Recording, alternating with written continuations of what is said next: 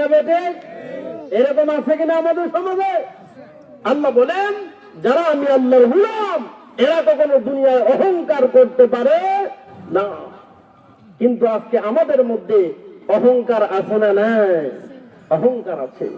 এজন্য আল্লাহ বলেন দুনিয়ায় যারা নিজেকে আমি আল্লাহর গোলাম দাবি করবে এদের মধ্যে অহংকার থাকবে না। যদি আপনার মধ্যে অহংকার থাকে তাহলে বোঝা গেল আপনি আল্লাহর গোলাম না। দুনিয়াতে মানুষ তিন কারণে অহংকারী হয়। কয় কারণে? এক নাম্বার হলো কোন মানুষের যদি চেহারা সুন্দর হয়। দুই নাম্বার হলো কোন মানুষ যদি অধিক পরিমাণে সম্পত্তির মালিক হয়। তিন নাম্বার হলো কোন মানুষ যদি অনেক উপরে উঠে অর্থাৎ ক্ষমতার মালিক হয়, ওই মানুষটা অহংকারী হয়। এক নাম্বার হলো কোন মানুষ যদি সুন্দর হয়, সুন্দরের অহংকারী করে কিনা বলেন? কালো মানুষ তার সামনে সে তার মানুষই মনে করে না। একজন মানুষ যদি অনেক সুন্দর হয়, কালো মানুষ যদি তার সামন দিয়ে হেঁটে যায়, তার সঙ্গে যদি বন্ধুত্ব করতে চায়, দেখবেন অনেক সুন্দর মানুষ আছে তারা কালো মানুষ দেখলে তার সহ্য হয় না। একজন রাস্তার ফকির, তার শরীরের কাপড়গুলো বেশি ভালো না, ময়লা ভরা, ধনী মানুষ তার গায়ে যদি লেগে যায় আর তার ময়লা যদি ওই ধনী মানুষটার শরীরে যদি লেগে যায়, সে তার উপরে আঘাত করে। কথা বলেন ঠিক না বেঠিক? আল্লাহ রাব্বুল আলামিন বলেন বান্দারে সৌন্দর্য দিলাম আমি আল্লাহ তোরে, সৌন্দর্য দুনিয়ার কোন মানুষ তোমার দিতে পারে নাই। তোমার এই চেহারাটা আমি আল্লাহ বড় সুন্দর করে বানাইলাম। তোমারে দুইটা চক্ষু দিলাম, দুইটা কান আমি আল্লাহ তোমারে দিলাম। ও বান্দা এই সুন্দর বডি পাওয়া দুনিয়ায় তুমি কখনো অহংকারী হতে পারো না। আমি আল্লাহ ইচ্ছা করলে মুহূর্তের ভিতরে তোমার হাত ধ্বংস করে দিতে পারি। আল্লাহ যদি ইচ্ছা করে এই মুহূর্তে তোমার দুইটা হাত আল্লাহ অবশ করে বিছানায় শোয়া দিতে পারে কিনা বলেন? আল্লাহ যদি ইচ্ছা করে এই দুইটা পা এই জায়গার মধ্যে বসায় রেখে অবশ করে দেওয়ার ক্ষমতা আমার আল্লাহর আছে না নাই? আল্লাহর আছে না নাই? আছে। অমানুষ এজন্য তোমরা অহংকার করিও না। সুন্দর বডি পায়া, শক্তিশালী বডি পায়া তুমি অহংকারী হয় না। দুই নম্বর একজন মানুষ দেখবেন যখন ওই মানুষটা অনেক টাকার মালিক হয়ে যায়, গরিব রে তার চোখের সামনে যদি পড়ে, গরিব রে মানুষে মনে করে না। এরকম আছে না নাই? আগে ওই মানুষটা সোনের ঘর আছিল, অন্যের ক্ষেতের মধ্যে কামলা দিত। এরকম মানুষ এই এলাকার মধ্যে আছে না নাই? এখন বড় লোক হয়ে গেছে। এখন ওই ব্যক্তি বড় গাড়ি দিয়ে ঘুরে। আগে মানুষের বাড়িতে ক্ষেত লাগাইতো, ক্ষেতে তো বলে আপনাদের এলাকায় রোয়া লাগাইতো। এখন ওই মানুষটা বড় লোক হয়ে গেছে, ঢাকা শহরে বাড়ি হয়ে গেছে। এলাকার কোন মানুষ যদি পায় তারা দেখলে বলা যায়, যদি চাইতে ভাত খাওয়ানি লাগে তার বাসায় নিও। অমানুষ যে আল্লাহ তোমারে ক্ষমতাশীল, আল্লাহ যে আল্লাহ তোমারে এত সম্পত্তির মালিক আল্লাহ বানিয়েছেন, ওই আল্লাহ ইচ্ছা করলে মুহূর্তের ভিতরে তোমারেও আল্লাহ ফকির বানায় দেওয়ার ক্ষমতা আছে না নাই? আছে না নাই? সমাজের মধ্যে দেখবেন একজন মানুষ একেবারে গরিব অসহায়, হঠাৎ করে দেখা যায় ওই মানুষটাকে আল্লাহ একদিন বিল্ডিং এর মালিক বানায় দেয়। কথা বলেন ঠিক না ঠিক? আবার এমনও দেখা যায় অনেক মানুষ 10 তলা বিল্ডিং এর মালিক, 20 তলা বিল্ডিং এর মালিক হঠাৎ করে অসহায় হয়ে যায়, রাস্তায় বসে যায়। কথা বলেন ঠিক না বেটি? এই ক্ষমতা দিয়েছেন কে? আল্লাহ। এজন্য মানুষ সম্পত্তি হয়েছে তোমার, তুমি কখনো অহংকারী হতে পারো না। এই সম্পত্তির মালিক কে? আল্লাহ। 3 নম্বর হলো কোন মানুষ যদি অনেক ক্ষমতাবান হয়, এই মানুষটা দেখবেন শক্তির অহংকারী করে। গ্রামের মধ্যে যদি কোন মানুষের যদি 11টা ছেলে থাকে, 10 ছেলের বাবা যদি হয়, চার দোকানে প্রতিদিন বাকি খায়, খালি বাকি ফালায়। দোকানদার বলে মুরব্বী চাচা আমি আপনারে বাকি দিতে দিতে আর পারতেছি না, এবার আপনি আমারে কিছু টাকা দেন, পিছনের বাকিগুলো পরিশোধ করেন। মুরব্বীর ছেলে হলো 10টা। মুরব্বী বলে আমার ছেলে কিন্তু 10টা জানোস নি। এরকম আছে না নাই? আপনাদের এলাকায় মনে হয় নাই? 10 জন সন্তান আল্লাহ তোমাকে দান করেছেন। আল্লাহর দেওয়া সন্তান পায়া যদি তুমি দুনিয়ায় অহংকারী করো, ক্ষমতা দেখাও, মনে রাখবা ওই আল্লাহ 10 জন সন্তানকে সেকেন্ডের ভিতরে মৃত্যু দিতে পারে কিনা বলে?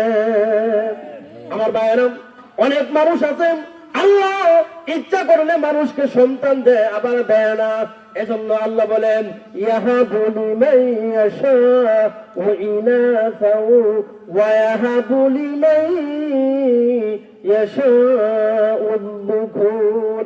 আল্লাহ বলেন আমি আল্লাহ ইচ্ছা করলে কাউরে সন্তান দেই না, আবার আমি আল্লাহ ইচ্ছা করলে কাউরে ছেলে দেই, আবার আমি আল্লাহ ইচ্ছা করলে কাউকে মেয়েও দেই। এই সন্তান দেওয়ার মালিক কে ধরে বলেন? সন্তান দেওয়ার মালিক হলো আমার আল্লাহ। তোমার ছেলে যদি বেশি হয়, তুমি মনে করো গ্রামের মধ্যে সব থেকে লাইটার হইলা তুমি। লাইটালি তো বলে নাকি? গ্রামের মধ্যে লাইটাল বলে না? বলে লাইটালি বেদায় কে? 10টা ছেলে আছে, ঠিক না? যে কথাবার্তা হিসাব করে বলিও। 10 জন সন্তান দিয়েছে কে বলেন? আল্লাহ দিয়েছেন। আল্লাহ ইচ্ছা করলে এই 10 জন সন্তানকে মুহূর্তের ভিতরে আল্লাহ পঙ্গু বানায়া ঘরের ভিতরে রাখার ক্ষমতা আছে না নাই? মুহতারাম হাজিরিন, সমাজের মধ্যে অনেক মানুষ আছে দেখবেন আল্লাহ একজন সন্তানও তারা দেয় নাই। তার দিকে তাকানো দরকার। আল্লাহ ওনাকে একজন সন্তানও দেন নাই, আল্লাহ আমাকে 10 জন সন্তান দিয়েছে, তোমার তো শুকরিয়া আদায় করা দরকার ছিল। এজন্য ভাইরাম, কোন মানুষ যদি ক্ষমতাবান হয়, ওই মানুষ দেখবেন অহংকারী হয়ে যায়। আমাদের দেশের মধ্যেই তো দেখেছেন এই যে 16-17 বছর ক্ষমতার মসনদের মধ্যে বসে জালেম এই লেডিস সরকার, আপনারাই তো দেখেছেন উলামায়ে কেরামদের উপরে কত নির্যাতন করেছে, অন্যায় ভাবে কত নির্যাতন করেছে। আল্লাহ রাব্বুল আলামিন বলেন, ও দুনিয়ার বাদশারা, রাজারা, তোমরা যত ক্ষমতাবান হও না কেন, এই দুনিয়াতে আমি আল্লাহ অল্প সময়ের জন্য তোমাদেরকে ক্ষমতাবান বানাইলাম, ক্ষমতা দিলাম। এই ক্ষমতা পায়া যদি তুমি এই ক্ষমতা পায়া যদি অপব্যবহার করো, অহংকারী করো, মনে রাখবা আমি আল্লাহ মুহূর্তের ভিতরে এই চেয়ার থেকে নামাইতে আমি আল্লাহর এত কিছু করার প্রয়োজন হয় না। আল্লাহ মুহূর্তের ভিতরে পারে কিনা বলেন? এত কিছু করেছে, এত আন্দোলন হয়েছে, এরপরেও এই জালেম স্বৈরাচার সরকারকে কেউ নামাতে পারে নাই। কিন্তু দেখা গেল কি, কয়েকজন ছাত্ররা যখন আন্দোলন শুরু করলো, হঠাৎ করে একদিন দেখা যায় কোথা থেকে এত মানুষ আসলো কেউ বলতেও পারে না। ওই দিন তারা নিজেরাও রান্না করেছিল, দুপুরবেলা লাঞ্চ করবে। তারা কি জানতো ক্ষমতা চাপতে হবে? এজন্য ক্ষমতার বাহাদুরি যদি কেউ করে, ক্ষমতার অহংকারে যদি কেউ করে, আল্লাহ তারে ওই ক্ষমতার চেয়ারে বেশি দিন রাখে নাই। সকল ক্ষমতার মালিক কে বলেন? আল্লাহ। 2 নাম্বার আল্লাহ রাব্বুল আলামিন। এরপরে আল্লাহ বলেন وَإِذَا خَاطَبَهُمُ الْجَاهِلُونَ قَالُوا سَلَامًا। আল্লাহ রাব্বুল আলামিন বলেন, যারা আমি আল্লাহর গোলাম দাবি করবে, রহমানের গোলাম যারা নিজের দাবি করবে, এদের 2 নাম্বারের গুণ হলো এরা যখন যখন চলাফেরা করবে, মূর্খ মানুষের সঙ্গ কখনো তর্কে জড়াবে না। যারা জাহেল মূর্খ যারা, এদের সঙ্গে কখনো তারা রহমানের গোলাম যারা হবে, তারা গালি দিবে, তার নামে গীবত করবে, তার নামে প্রোপাগান্ডা ছড়াবে। এরপরে আল্লাহর বান্দা কখনো তার এই কথায় কখনো কান দিবে না। বান্দা শুধু বলবে ক্বালু সালামা। বান্দা শুধু বলবে আসসালামু আলাইকুম, ভাই তোমার জন্য আমি শান্তির দোয়া করলাম।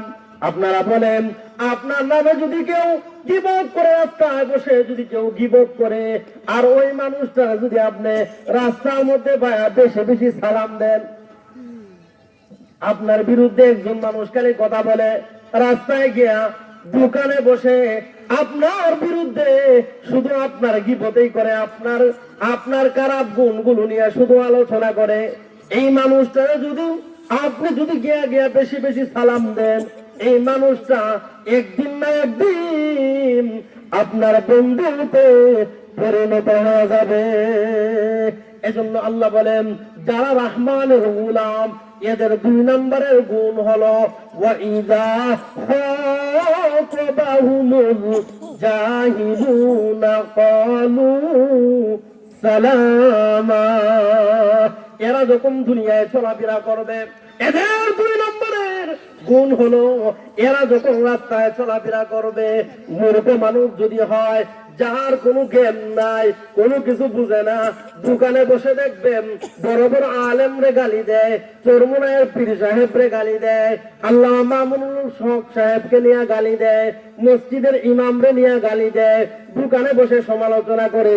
আমার আল্লাহ কয়, যারা ইমানদার, যারা রহমানের গোলাম, ওই মানুষগুলো কখনো এদের কথায় কান দিবে না।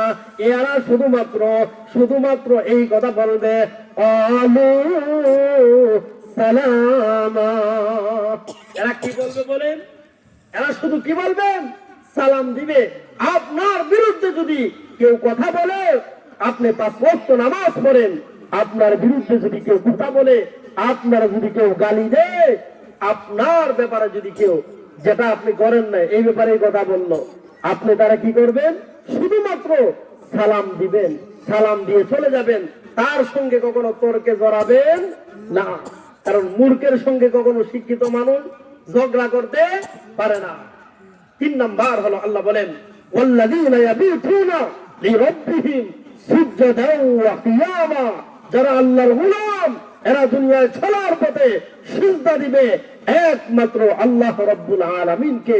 অন্য কোন মানুষের সামনে এরা কখনো মাথা নত করতে পারে না। আমাদের সমাজে অনেক মা বোনেরা বিভিন্ন মাজারে গিয়া এই মাথা নত করে, এরকম মা বোন আছে না নাই? বাবার দরবারে যায়, গরু নিয়ে যায়, ছাগল নিয়ে যায়, গিয়া বলে, বাবা আমার সন্তান হয় না, আপনি আমার সন্তান দেন। আপনারা বলেন, সন্তান দেওয়ার মালিক কি বাবা না আমার আল্লাহ?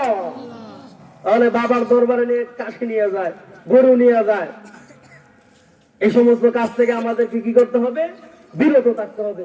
মোহতারাম হাজিরিন, যে 3টা গুণের কথা বললাম, আরো অনেকগুলো গুণ এখানে আল্লাহ বলেছেন। যে 3টা কথা আমি বললাম, হুজুর চলে আসছেন। 1 নাম্বার হলো, যারা আল্লাহর গোলাম এরা কি করবে না? চলার পথে অহংকার করবে না। 2 নাম্বার হলো, এরা যখন মূর্খ মানুষের সঙ্গে দেখা হবে, যারা জাহেল, জাহেলে মুরাক্কাব, এরা যদি আপনার বিরুদ্ধে কথা বলে, গালিও দেয়, আপনি শুধু বলবেন আসসালামু আলাইকুম বলে চলে যাবেন। 3 নাম্বার হলো, যারা আল্লাহর গোলাম, এরা সিজদা দিবে একমাত্র আল্লাহর কুদরতি পায়ে। দুনিয়ার কোন বন্ড মাজারে গিয়া কখনো কেউ সিজদা দিতে পারে না। নেককার কোন আল্লাহওয়ালা যদি হয়, শাহজালাল রহমাতুল্লাহি আলাইহি, উনি একজন আল্লাহর ওলি, ওনার মাজারে গিয়েও আপনি সিজদা দিতে পারেন না। আল্লাহ রাসূলের দরবারে গিয়েও সিজদা দেওয়ার অনুমতি আপনাকে দেওয়া হয় নাই।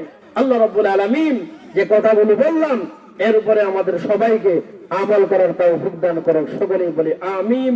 ওয়া আখিরু দাওয়ানা আনিল হামদুলিল্লাহি রাব্বিল আলামিন। আসসালামু আলাইকুম ওয়া রাহমাতুল্লাহ।